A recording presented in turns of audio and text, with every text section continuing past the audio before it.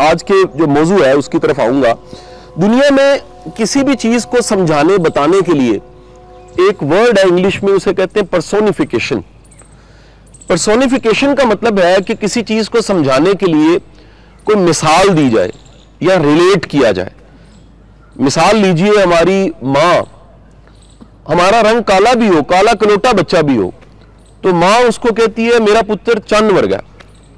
اب وہ چاند ورگا نہیں ہوتا, چاند جو ہے وہ چمکتا ہوا بڑا روشن اور بڑا گول چوندوی کا چاند ہوتا ہے, لیکن ماں کی محبت یہ سمجھانے کے لیے کہ میرا بیٹا کتنا خوبصورت ہے, وہ ماں کہہ دیتی ہے کہ میرا پتر جڑا ہے وہ چند ورگا. تو جو چند ورگا کہنا ہے یہ پرسونیفیکیشن ہے, یہ تمثیل ہے, ایک مثال کے ذریعے سمجھانا.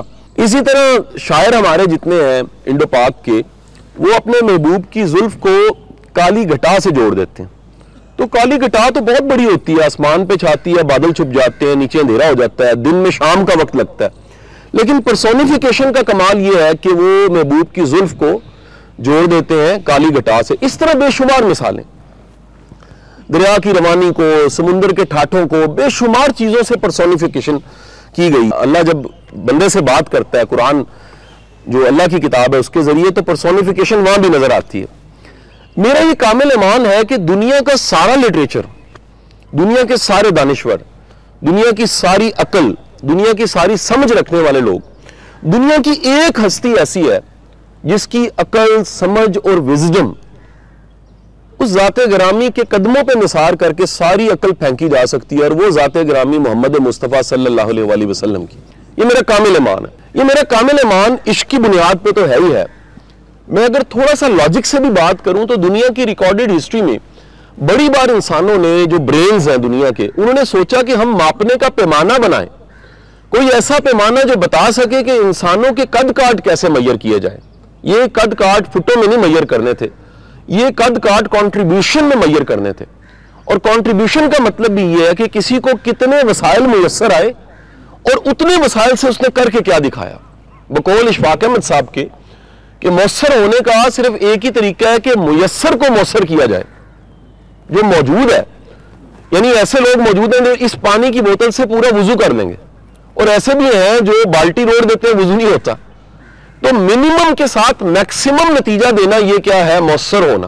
انگلش میں اس کو کہتے ہیں پیک پرفارمنس, افیکٹیویٹی. تو دنیا کے بڑے پیمانے بنائے گئے کہ یہ کرائٹیریا, دنیا فتح کتنی کی. الیگزینڈر کو کہا جاتا تھا, بڑے بڑے دنیا کے نام لیے جاتے تھے جنہوں نے دنیا پہ امپیکٹ چھوڑا. 1979 میں دنیا میں ایک ریسرچر نے ایک کتاب پیش کی. اس کتاب کے اوپر بڑا سا لکھا ہوا تھا دی 100. اس ریسرچر کا نام تھا مائیکل ہارٹ, اور اس ریسرچر نے ریسرچ کر کے ثابت کیا کہ دنیا کی ریکارڈڈ ہسٹری میں جتنے عظیم انسان آئے ہیں اس میں پہلا نام نامی محمد مصطفیٰ صلی اللہ علیہ وآلہ وسلم کا. اس نے کہا ہیومن پوٹینشل میں کسی شخص کا نبی ہونا اور یہ کنٹریبیوشن ہونا کہ صدیوں تک دنیا کی تہذیب میں نیا پیمانہ بنے اخلاق اور کردار کا, یہ حضور کی ذات گرامی کے بغیر ناممکن تھا. کوئی یہ کر ہی نہیں سکتا تھا. آپ نے دنیا کو اخلاق کا ایک نیا پیمانہ دیا, اور وہ پیمانہ یہ تھا کہ جس نے تم سے زیادتی کی ہے, جس نے ظلم کیا ہے, اس کو صرف معاف نہیں کرنا بلکہ اس کو دعا دینی ہے. یہ پیمانہ کہاں کرسچینٹی کے ایک گال آگے کریں, اگر تھپڑ ایک پہ لگ گیا تو دوسرے پہ بھی کھا لیں, عاجزی کا لیول یہ ہے. حضور نے فرمایا شریعت یہ کہتی ہے کہ قتل کا بدلہ قتل ہے, لیکن اگر معاف کر دو تو زیادہ بہتر ہے. پھر معاف کر کے دکھایا. فتح مکہ ہو گئی ہے, ہندا سامنے بیٹھی ہے, آپ نے فرمایا ہندا مجھے چچا یاد آ جاتے ہیں, میرا چچا لاڈلا بڑا تھا, میرا ہمجولی تھا, میرا بچپن گزرا ہوا, ایک مہربانی کر دو, میری طرف سے معافی ہے. حضرت ابو سفیان کا گھر میں نے جائے امان قرار دے دیا. یعنی وہ شخص جو دشمن تھا اس کے گھر میں جو پناہ لے گا اس کی پناہ پکی ہے. اخلاق کا پیمانہ چیک کریں, ایک مہربانی کر دو. جب تم سامنے آتی ہو مجھے لاڈلا چچا یاد آ جاتا ہے, میری بڑی جذباتی محبت ہے, اتنی مہربانی کر دو, آیا کرو تھوڑا سائڈ پہ بیٹھ جاؤ. اتنا بڑا اخلاق کا پیمانہ دنیا کی ریکارڈڈ ہسٹری میں نہیں ملے گا. اب مجھے بتائیے ساری تمہید باندھ کے اگر میں آپ کو یہ کہوں کہ حضور نے بھی پرسونیفیکیشن کی, کمیونیکیشن کا آرٹ ہے, بات کرنے کا آرٹ یہ ہے کہ جب آپ بات کرتے ہیں تو پرسونیفیکیشن کرنی پڑتی ہے. میں یہ مجمع کو کہوں، میں کو جی جمع غفیر تھا، ساری سر نظر آ رہے تھے تو میری بات میں وزن ہو جائے گا. میں کہوں گا جی بہت سے لوگ تھے، اس بات کا اثر کم ہو جائے گا. میں کہہ دوں کہ جی موسم بڑا اچھا تھا، اچھے کا ورڈ کچھ اور ہے. میں کہوں جی موسم بڑا سہانا تھا، اس کا مطلب میں موسم کہوں جی عاشقانہ تھا تو مطلب بھی بدل جاتا ہے.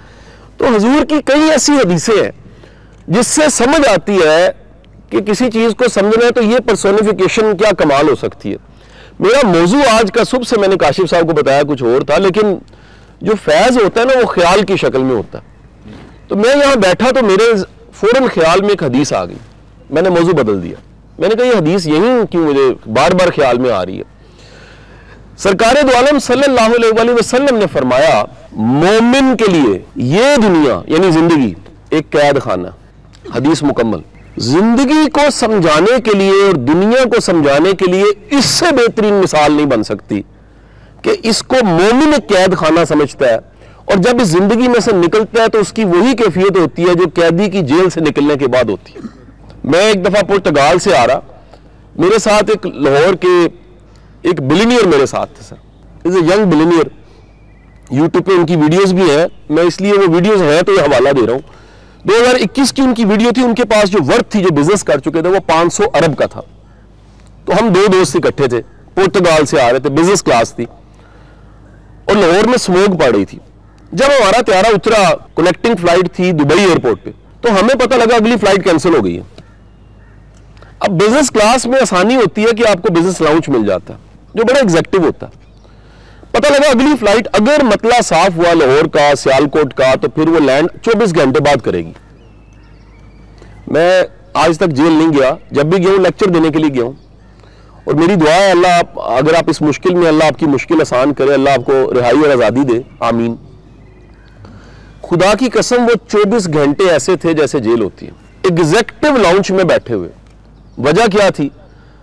کووڈ کے ٹیسٹ لازمی تھے، ہم دونوں ایئرپورٹ سے باہر نہیں جا سکتے تھے کیونکہ پچھلا جو ٹیسٹ تھا وہ ایکسپائر ڈکلیئر ہو جانا تھا. ہم اس 24 گھنٹوں میں اس کیفیت میں تھے جیسے قید خانے میں ہے.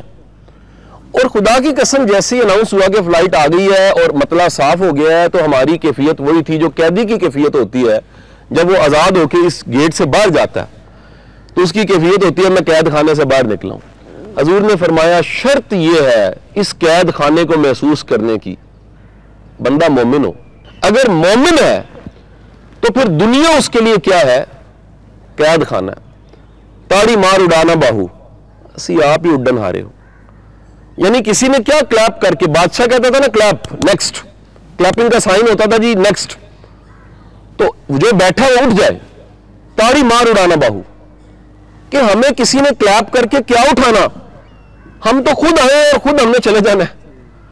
اس کیفیت کو ذرا سوچئے اور یہ کامل ایمان رکھیے کہ یہ جو ایکسپیرینس آپ کا اسیران ہونے کا ہے اس قید میں ہے، اگر مومن کی کیفیت سے یہاں پر موجود ہے اور اس کا کوئی تعلق ڈگریوں کے ساتھ، جرم کے ساتھ، عدالت کے ساتھ، کیا دفعہ لگی ہے اس کے ساتھ نہیں ہے، اس کیفیت کے ساتھ ہے مومن سچی توبہ کر کے اللہ کے در کا سوالی ہو کے دو اتھرو پیش کر کے اس بنیاد پہ کہ میرے گناہ بہت زیادہ ہیں، میری غلطیاں بہت زیادہ ہیں، میرے پہ بڑی دفعہ لگی ہوئی ہیں، میرا جج بڑا سخت ہے، میرا وکیل بڑا کمزور ہے، لیکن میرے علم میں آ گیا ہے، رحمت اللہ العالمین نے بتا دیا ہے کہ جو اللہ کی رحمت ہے وہ بے پناہ ہے.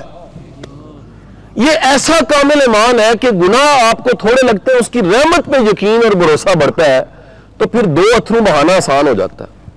میں کل جیل میں دوسری جیل میں بات کر رہا تھا، میں نے کہا جی میں نے پہلے ریکمینڈ کیا کہ آج رات کو 2 نفل پڑھ لیجئے گا. پھر مجھے خیال آیا وہیں بیٹھے بیٹھے کہ یار دنیا میں آپ عاشق اور معشوق ہو نا تو آنکھوں میں باتیں بھی ہو جاتی ہیں، سیکنڈ کے 100ویں حصے میں بات ہوتی ہے اگر کمیونیکیشن آپ کی آنکھ سے بھی ہونی ہو. مخلوق کی حالت یہ ہے کہ وہ آنکھوں سے باتیں کر لیتی ہے، دل کی کیفیت دوسرا پڑھ لیتا ہے، وہ خالق ہے. تو توبہ کے لیے رات کا انتظار ضروری نہیں ہے، ممکن ہے وہ توبہ اس کھلے آسمان کے نیچے یہی بیٹھے ہو اور اس کا گواہ صرف اللہ ہو، اس بنیاد پہ کہ میرے گناہ باری تعالیٰ بڑے ہیں لیکن میرے علم میں آ گیا کہ تیری رحمت میرے گناہوں سے بہت زیادہ، تو معاف کرنے والا. تو میرے بھائیوں میری درخواست ہے اس پورے کامل ایمان کے ساتھ کہ رب معاف کرنے والا ہے، پہلے تو معافی پیش کریں، پورا توکل اور بھروسہ کریں، اس ایمانی کیفیت کے ساتھ سوچیں کہ جس کے پاس وہ مومن ہونے کی کیفیت ہے، اس کے لیے زندگی قید خانہ ہے، یہ تو چھوٹی سی قید ہے، اس میں تو کہیں نہ کہیں نکل ہی جانا ہے، ایکسیپشن ہے کسی کی عمر قید نہ ہو، اللہ اس کے لیے بھی آسانیاں کر دے۔ تو میری دعا ہے کہ ہمیں لگتا ہے جی وہ پیپر پتر گواہی چیزیں جج بدلا آسانی ہوگی، سر آسانی وہاں سے ہوتی ہے، یہ ہمیں لگتا ہے کہ آسانی یہاں پر ہو رہی ہے، ادھر فائلوں پہ سائن ہوتے ہیں، بندہ موو کر جاتا ہے، ادھر سائن ہوتے ہیں۔ میں کل کی بات ہے سر یاد کرتا ہوں، کسی زمانے میں ٹیوشن پڑھا رہا تھا، آج میں سوچتا ہوں یقین نہیں آتا کہ یار وہ ٹیوشن پڑھانے والا لڑکا ٹی وی بھی دیکھ رہا ہے، بات بھی کر رہا ہے، لکھ بھی رہا ہے، بول بھی رہا ہے، اس میں وہ اتنا بڑا وہ سلطان بہو فرماتے ہیں دودھ کا برتن ہو، اس کو جلانا شروع کریں وہ کڑ کڑ کے لال ہو جائے گا، جلتے جلتے دہی نہیں بنے گا، اتنی سی جاگ لگتی ہے، اتنی سی جاگ، اور وہ پورے کا پورا کٹورا اور پورا برتن جو ہے وہ کنورٹ ہو جاتا ہے دودھ کا۔ تو میرے زمانے طالب علمی میں مجھے اتنی سی جاگ لگی واصف علی واصف صاحب کی کتاب سے، اور مجھے پہلی بار ایکسپیرینس ہوا کہ فیض کے لیے ملنا ضروری نہیں ہے۔ اگر 700 سال بعد رومی کا فیض اقبال کو مل سکتا ہے، اگر 1400 سال بعد فیض سرکار دو عالم کا کسی عاشق کو مل سکتا ہے، تو پھر پیر کا فیض اس کے جانے کے بعد بھی جاری ہوتا ہے۔ تو میری زندگی 25 سال پہلے جب میں یونیورسٹی پڑھتا تھا بالکل چینج ہو گئی، میں کسی اور طرف جا رہا تھا، نصیب میرا کسی اور طرف لکھا تھا، اور چلتے چلتے میں آج آپ کے سامنے بیٹھا ہوں۔ تو میری گفتگو یہاں ختم ہوتی ہے اس دعا کے ساتھ کہ اللہ تعالیٰ آپ کو آسانیاں بانٹنے کی توفیق عطا فرمائے۔ یہ دراصل تو واصف صاحب کی دعا تھی، یہ منسوب ہو گئی اشفاق صاحب کے ساتھ۔ تو واصف صاحب درویش بندے تھے، ان کی بڑی باتیں بڑی دنیا نا اپنے نام سے چلا لیتی تھی۔ تو فقیر اور درویش جو ہوتا ہے نا اس کو پرواہ نہیں ہوتی، اس کو پتا ہوتا ہے کہ جس مالک نے اتنا دیا ہے، 2-4 جملے کہیں چلے بھی جائیں تو خیر ہے۔